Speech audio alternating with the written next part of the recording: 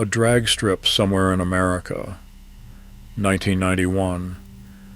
A journalist from Car and Driver lines up two vehicles for a comparison test. On the left, a Ferrari 348Ts. On the right, a GMC pickup truck. The journalist is not expecting a race. He is expecting a story about automotive absurdity, the kind of piece that writes itself when a manufacturer misunderstands what their product is supposed to be.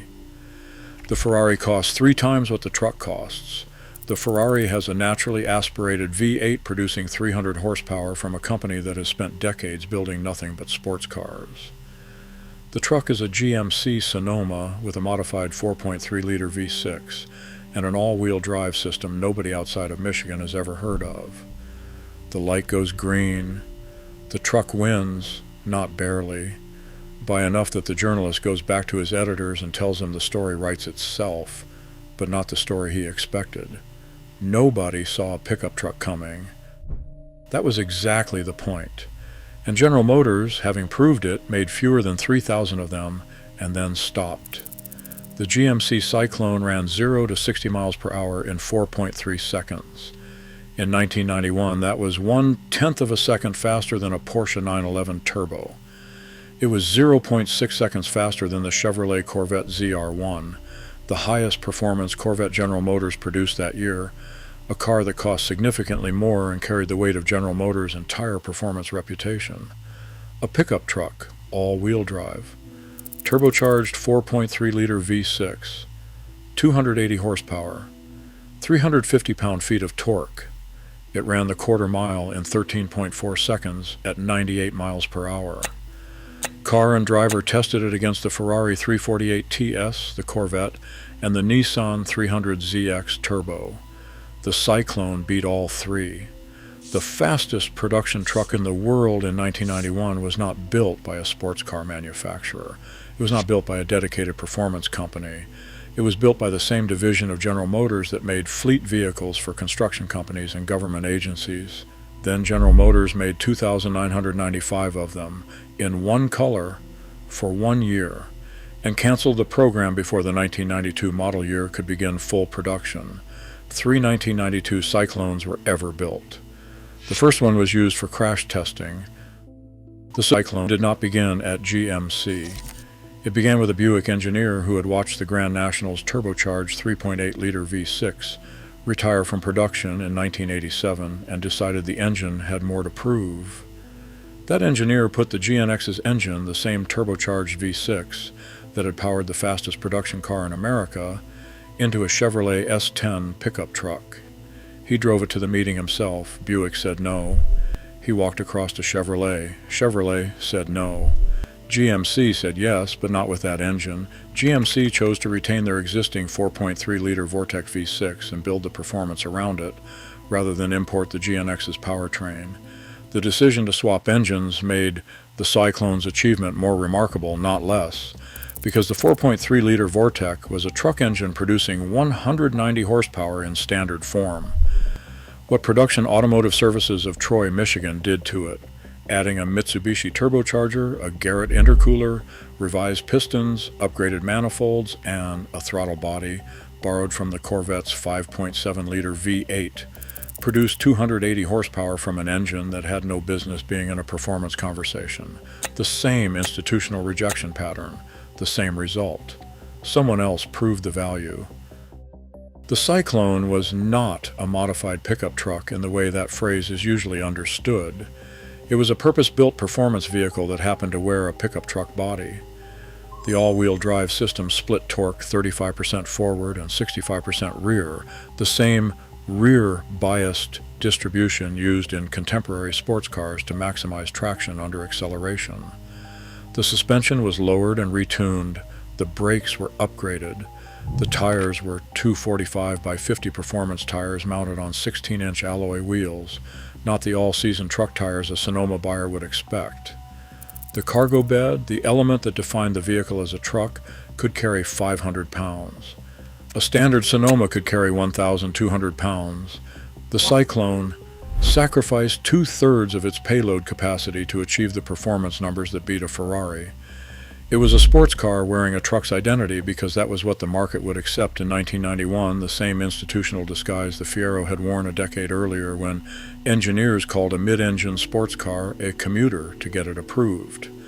Different decade, different vehicle, same pattern. The institution would approve what it understood. The engineers built what they believed in underneath. In 1992, GMC took the Syclone's drivetrain and installed it in the Jimmy SUV. The result was the Typhoon with 4 seats, a roof over the cargo area, and a 0 to 60 time of 5.3 seconds. It was slower than the Syclone by 0.9 seconds because it weighed 223 pounds more. Still faster than the contemporary Corvette. Car and Driver compared it favorably to the Ferrari 348 TS, the same Ferrari the Syclone had already beaten in print, an SUV in 1992 beating a Ferrari. The Typhoon proved that the Syclone's performance was not an accident of the specific pickup truck platform. It was the turbocharged all-wheel drive drivetrain itself that produced those numbers, and that drivetrain could be installed in any body General Motors chose to build around it. General Motors had invented the performance SUV. They had the technology, they had the documented test results, they had the consumer proof that buyers would pay a premium for performance in a utility vehicle. The Typhoon ran through 1993. Then General Motors stopped building it. The performance SUV market the Syclone and Typhoon proved was viable would be developed over the next 3 decades by every manufacturer except the one that invented it. Here is where the Syclone story differs from every previous story this channel has covered and where it is more damning than any of them.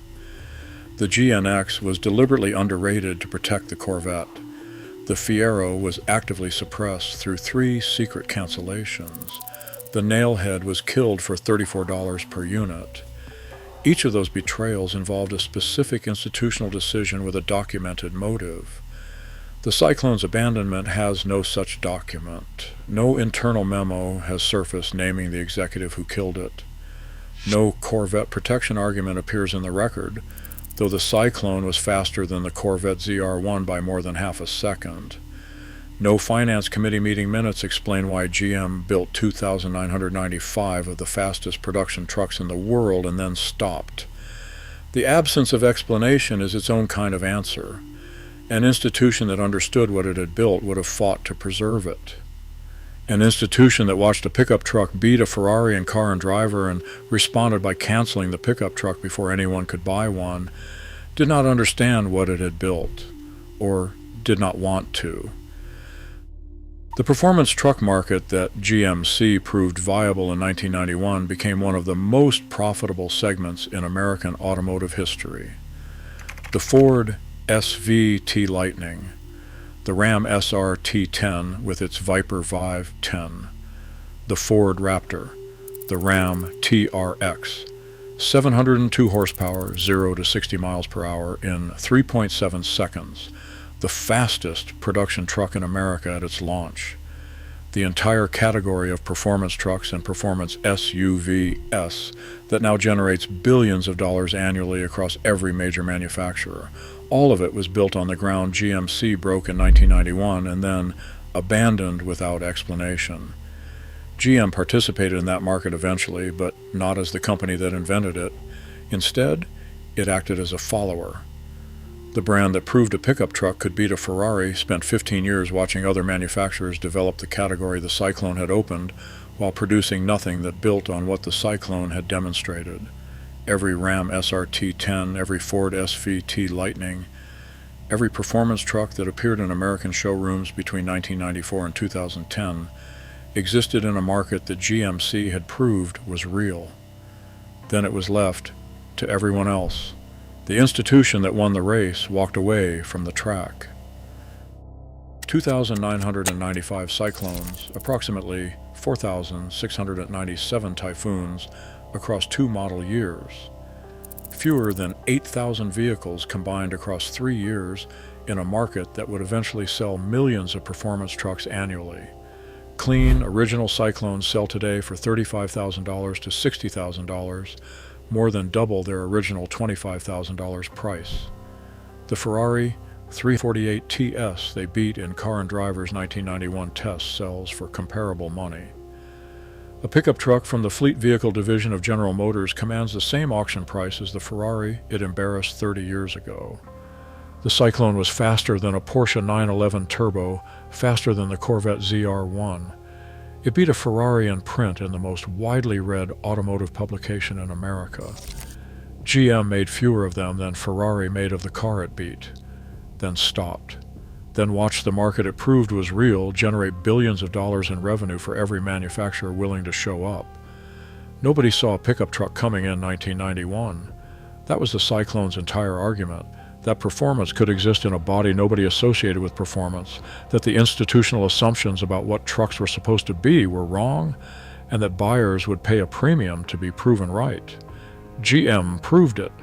2,995 units, one color, 1 year, then 3 years of Typhoon production that confirmed the same truth in a different body, then nothing.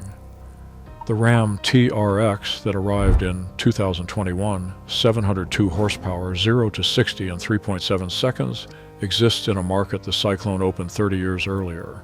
The Ford Raptor, the Ford Lightning, the Chevy Colorado ZR-2. The entire performance truck category was built on ground GMC broke, and then GMC walked away from it without explanation. The institution that proved nobody saw a pickup truck coming decided not to show up itself.